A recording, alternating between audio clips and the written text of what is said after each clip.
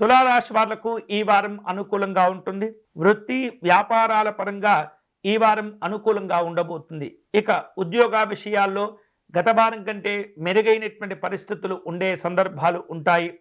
ఆర్థికంగా ఈ వారం మీరు అనుకునేటువంటి స్థాయికి చేరుకోగలుగుతారు. మంచి మంచి పేరు ప్రఖ్యాతులు లభిస్తుంటాయి. నలుగురిలో ప్రాధాన్యత కూడా ఏర్పడుతుంది. ఉద్యోగపరమైనటువంటి అంశాల్లో మార్పులు చేర్పులకు సంబంధించినటువంటి ఆలోచనలు కలగబోతున్నాయి. సాధ్యమైనంత వరకు తులారాశి వారు ఈ వారం అప్పులు చేసేటటువంటి కార్యక్రమాలకు దూరంగా ఉండండి. ఆరోగ్యపరమైనటువంటి అంశాల్లో జాగ్రత్తలు తీసుకుంటూనే మీ పనులు కూడా పూర్తి చేసుకుంటారు.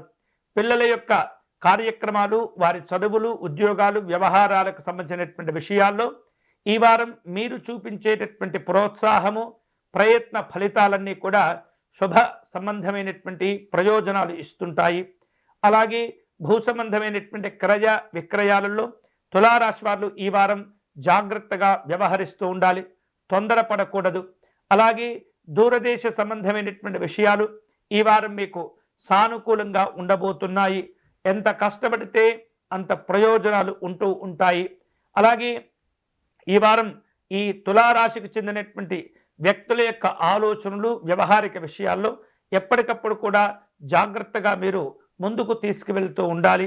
ముఖ్యమైనటువంటి అంశాల్లో పెద్దవారి యొక్క సలహాలు, సూచనలు కూడా తీసుకుంటూ ఉండాలి. ప్రయాణ కార్యక్రమాలు, వాహనాలు నడిపే సందర్భంలో జాగ్రత్తగా ఉండండి. స్త్రీలకు ఈ వారం వృత్తి ఉద్యోగాల పరంగా అనుకూలంగా ఉంటుంది. చేపట్టిన పనులు పూర్తి అవుతాయి. ఈ వారం తులారాశి వారు శుభకరమైనటువంటి ఫలితాలు పొందే క్రమంలో మహాగణపతి స్వామివారిని పూజించటం మంచిది. గరికతో స్వామివారిని అర్చించటము, ఉండ్రాలు నివేదన చేయటం, అరటి పండును నివేదన చేయటం, వీలైతే మహాగణపతి స్వామివారి యొక్క సంకటనాశ గణపతి స్తోత్రమును పారాయణం చేయటం అనేది చాలా మంచిది.